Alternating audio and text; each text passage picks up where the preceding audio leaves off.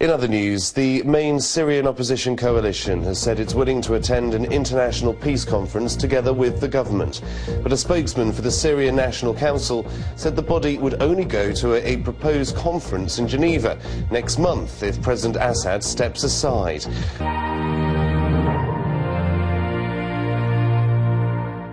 Russia has said the Syrian government has agreed in principle to attend an international conference on the country's conflict.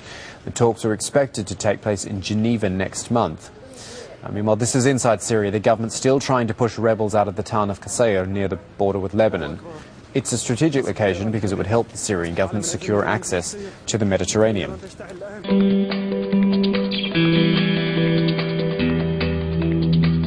Moscow is continuing to stress any insistence from the opposition that Syrian President Bashar al-Assad go is not helpful. Referring to this stipulation, a spokesman from Russia's foreign ministry said the meetings in Madrid and Istanbul were not promising. They put forward a precondition of the resignation of the president and shaping a government under UN supervision. The opposition are questioning the effect of any government presence in Geneva.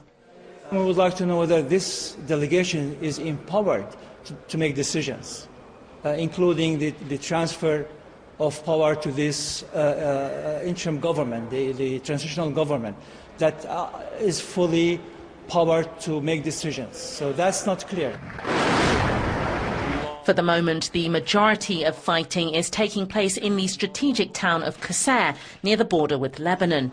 The UN has warned there could be 3 million Syrian refugees by next year.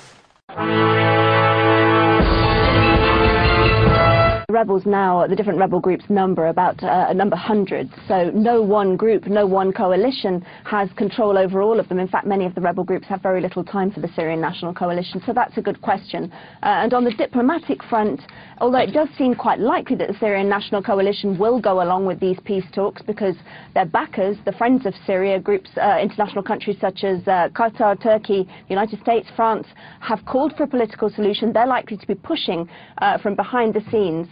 Both sides are likely to have conditions. Now, the Friends of Syria, the backers of these groups, have said that they want a political solution, but not with any members of the regime or key members of the regime in place, particularly President Bashar al-Assad. I think the Syrian National Coalition is likely to impose a similar limit if it does agree to these talks. That's going to be a sticking point. On the regime side, as you say, Russia said today that the regime had agreed to go to these talks, these US and Russia brokered talks, but it too has conditions, or at least it has done in the past.